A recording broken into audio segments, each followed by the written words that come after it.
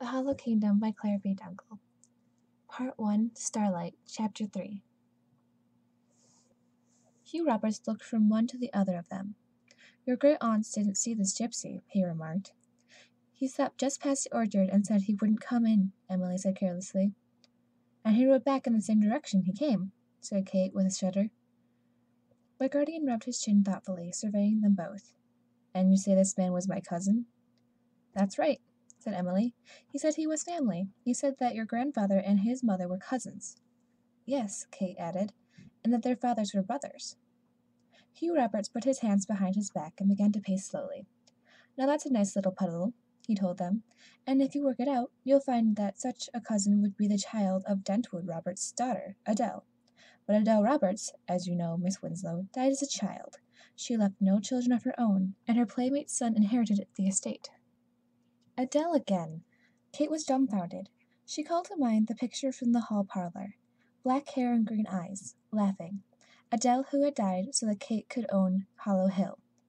"Let's examine this rationally," Hugh Roberts suggested, taking the points off his fingers. "You get lost within sight of your own house. You meet a hooded man who claims he's the son of Adele Roberts. You walk home without so much as a candle through a pitch-black night. And then you raise a fuss because he's some sort of ghastly monster. Really, Miss Winslow," he concluded in irritation, "don't you think I'll see through a story like that?" Kate stared at him, confused. "Why do you think we would invent such a thing?" she asked. Emily jumped up in a fury. "We really did get lost last night," she declared, "and your cousin, Mr. Marak, really did bring us home. He knew all about Aunt Prim and Aunt Celia, and he knew all about you too. He knows lots of things about this place that you don't know, and he assured us that he will always speak the truth." Hugh Roberts failed to look either mollified or convinced. "Miss Emily," he replied heatedly, "if you can introduce me to this monster cousin, I'll be happy to believe you. Otherwise, let me just remind you that you're dealing with an educated man who knows the difference between fact and superstition." He glared over his spectacles at Emily, who glared right back. Kate hurried to say something more helpful. "I know it sounds unbelievable, Mr. Roberts," she said. "I can't explain how we got lost, but Mr. Merrick certainly is no creation of ours. He is the most unpleasant man I've ever met. He deliberately scared the wits out of me." Hugh Roberts studied her narrowly, clasping and unclasping his hands. Her pale, worn face and earnest voice made it obvious that she was sincere. "So you really believe in that story you told?" he demanded in surprise. "You didn't invent that monster? You didn't just make it all up for a thrill?" Kate shook her head without a word. Her guardian noticed again how thin and sick she looked. "Children, run up to your rooms for a few minutes. I'd like to speak to your aunts alone."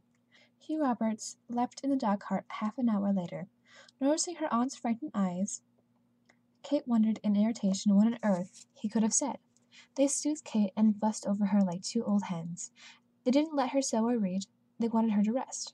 And every time she said something, anything, they exchanged furtive glances. Emily fared a little better. At supper time she tried to bring up the strange writer again, and Aunt Prim snapped at her. "Don't tell stories," she said sternly. "Stories?" Emily cried. "I never do, Kate." But Aunt Celia interrupted. "Leave your sister out of this," she said sadly. "Kate's nerves aren't strong, but we expect you to know the difference between facts and falsehoods." "Well, I like that," Emily stormed a few minutes later as she stomped back and forth on the wooden floor of Kate's bedroom. "We tell them what someone else says, and we get blamed for lying. I'd like to see them face a ghost. I think your nerves are just fine." She flung herself down on the bench at Kate's dressing table. Looking in the tall old mirror at its back, she made a disgusted face at herself. Kate lay on her bed, not really listening to Emily's tirade. She was staring up at the canopy, trying to puzzle through the truth of last night. It didn't seem very much like a dream, like the nightmares she had been having. Maybe she had exaggerated. Maybe she had been half asleep and hadn't really seen enormous cats or children with beards. Maybe she hadn't really seen the strange caricature of a face. Facts and falsehoods. Weak nerves. She closed her eyes, terribly tired. "Come look at this." Emily's voice rang out loudly, blaring like a bugle, calling through Kate's foggy brain. "Oh, Em, what?" she begged. She opened her eyes and turned towards the dressing table. Nothing. Sitting up grudgingly, she found her sister standing by the window, staring out at the rainy trees beyond. "Now they can't say I'm a liar," Emily declared triumphantly. "This is great. Shall I call Aunt Prim?"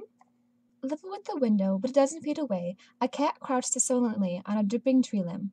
It turned its golden eyes towards them, ears flat against its head. and shifted uncomfortably up from foot to foot. It was very wet, very unhappy, and very, very large. It was the big black cat from the bonfire. Poor Salem, he's so miserable, Emily said sympathetically.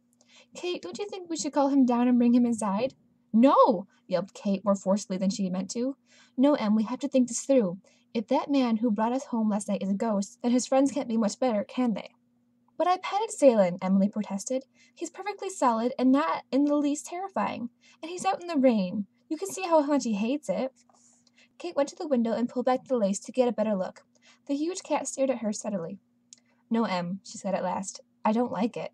He may be a normal cat, but I'm not willing to find out. Aunt Prim would never let a cat into the house anyway, much less a wet one as big as that. And I don't think it'll do any good to tell the aunts that he is the same one we saw last night. They don't want to hear about last night at all. Emily went grumbling off to bed. Kate spent another minute staring out at the cat. Then she dropped the sheer lace and pulled the long, thick curtains over the window. The rainy evening was fast becoming a rainy night. She lit the candle on her dressing table and changed hurriedly for bed. She fell into a restless slumber, but even in the confused shreds of dreams she knew she wasn't safe. In her sleep she was telling Emily all about it. Then I heard a click as the window opened, she said, and in that instant Kate was wide awake. The click hadn't been a dream. She craned her neck to see over the footboard. The heavy curtains still covered the window, but they were billowing gently outward as they caught the breeze. Kate crawled to the post bed and ducked behind the thick gathered curtains of the bed. The window let in all the sounds of the drizzling night, the gentle dripping and tapping, the wind sighing. Another unmistakable sound joined them, slow, heavy footsteps by the window. They wandered in an unhurried fashion, down the room as if the unseen caller were looking casually around. They came closer and closer. They were right beside her bed. Kate let out a scream. Get out of my room! She then ducked down further and held her breath. Nothing happened. The stillness was profound. She scrambled up and peered into the darkness, but she couldn't see anyone there. The window was closed now, and the curtain hung limp. No footsteps sounded in the room beyond.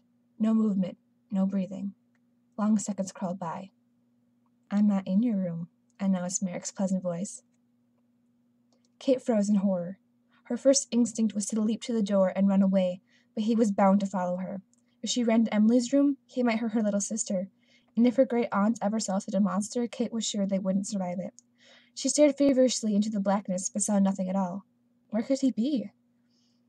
She slipped out of bed and crept to her dressing table.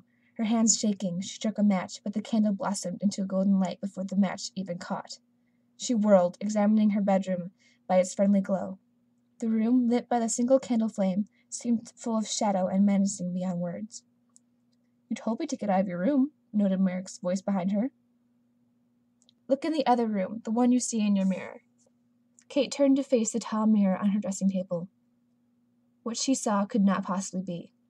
She put a hand on her bedpost to steady herself. The reflection reached out a hand and clutched its bedpost too, a hand with 6 fingers. Marak stood facing her in the old tarnished mirror. Kate's own image was gone.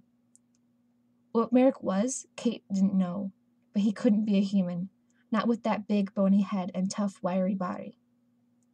The slightly bowed legs, large knotted hands conveyed the idea of strength without grace.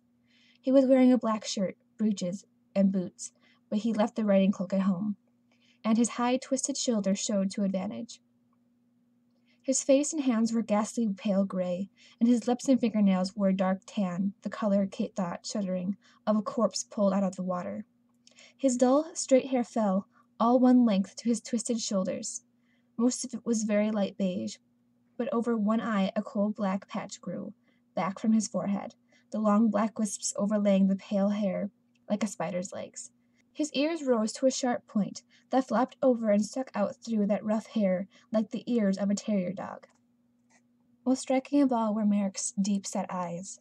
The left eye was black, the right emerald green, and they gleamed at her as if lit from within. Marak's dull hair drifted into his face, where the cowlick didn't push it out, so his black eye shone through a pale curtain.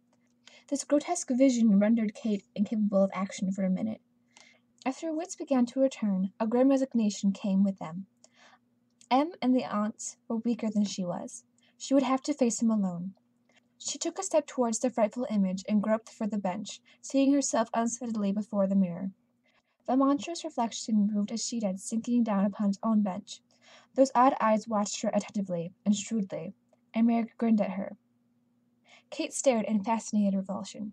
His teeth, small and even, were a dark gray silver, and they were sharper than proper teeth should be. Everything about this creature was inhumanly freakish, inhumanly ugly, and she was very grateful that it was not in the same room with her. The mirror was between them. Or was it? Suppose he could just grab her with those corpse hands. She held her breath and reached out to feel the mirror. They came closer and closer together, until Kate felt something cold brush her fingertips. A second later she was on her feet by the bed, gasping for air, the overturned bench hitting the floor in front of her. Marak sprang up to copy, but he failed in the pantomime. Instead, he clung to the bedpost, whooping with laughter. "You should have seen your face," he hooted. "I had no idea that touching glass could be so alarming." Kate drew long breaths, her fright giving way to indignation. Yes, that was this creature's other characteristic, she remembered with disgust. Inhumanly ugly and, as far as she could tell, inhumanly rude. "I never saw anyone move so fast. You should have seen yourself." Kate eyed him playfully, furious at being laughed at. This is the last time, she vowed firmly, that I would give him that satisfaction. She righted the upset bench as calmly as she could and sat down shakily. Marak moved to do the same, not bothering to copy her this time. He just pulled the bench up and sat down as if they were across our normal table instead of across magical dimensions. He then propped an elbow on his dressing table and leaned his cheek on one big, knotted hand, looking out at her expectantly.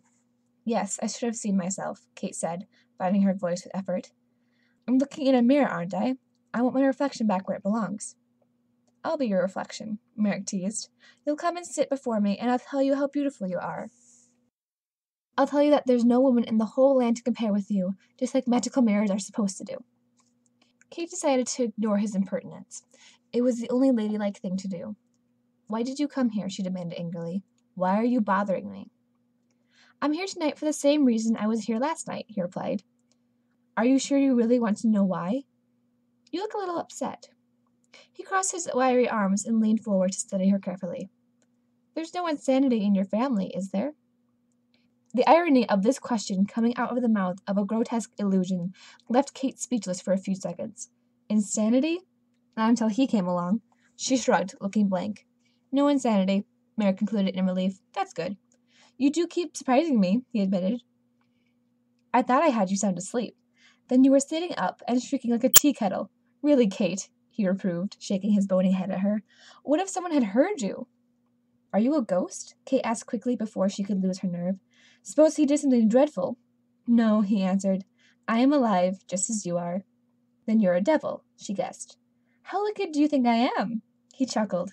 "You think I'm evil incarnate just because I irritate you? There must be a special place in hell for people who use your first name without permission."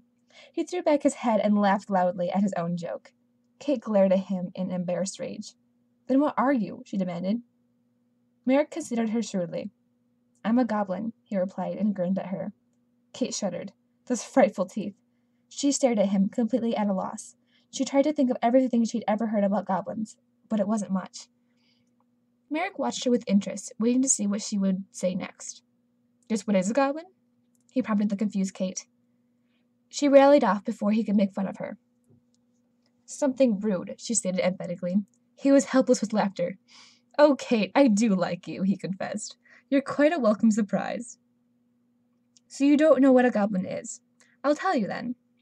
It is a creature of the race begun by the first fathers, made with their magic as they drew on the strength of all the other creatures to produce their children. And the goblin you see before you is Marak, the king, the direct descendant of the greatest of the first fathers of our race. In each generation since the very beginning," he said, "the king's wife has borne only one child, and that child is always a son. Each son has become Marak in his turn. The king is the guardian and the source of all the magical gifts of our race. Without the king, the race is lost." He paused and considered her thoughtfully. "But this king's first wife has died without leaving a son," he told her. Kate eyed the grotesque goblin uneasily. What should one say to a monster who has lost his purpose? Her upbringing had not prepared her for moments like this. "Shall I tell you what the mirror sees?" Marak went on. Kate frowned and looked away, expecting more teasing. I see a young human woman who is astonishingly beautiful, he said. Surprised, Kate eyed him warily, and who has demonstrated a courage, intelligence, and resourcefulness that I did not at all expect. In short, I see an ideal king's wife. It took Kate a few seconds to comprehend, and then her blood froze in her veins. She couldn't move or speak, though she was vaguely aware that the ugly creature was watching her with concern. The room began to grow dim around her. Kate, said the commanding voice, you are having a horrible nightmare. She'd heard him over the roaring in her ears. It was the only thing he had said that made sense. Lie down now. Kate put her head down on a pillow. A blanket came over her. She felt its warmth touch her cheek. Sleep well with no more nightmares, concluded the voice. When you wake, you will be refreshed, but you will remember everything that has happened tonight in perfect detail. The candle snuffed out and the mirror went blank, but Kate didn't notice. She was already sleeping soundly and peacefully, carrying out the Goblin King's orders to the letter.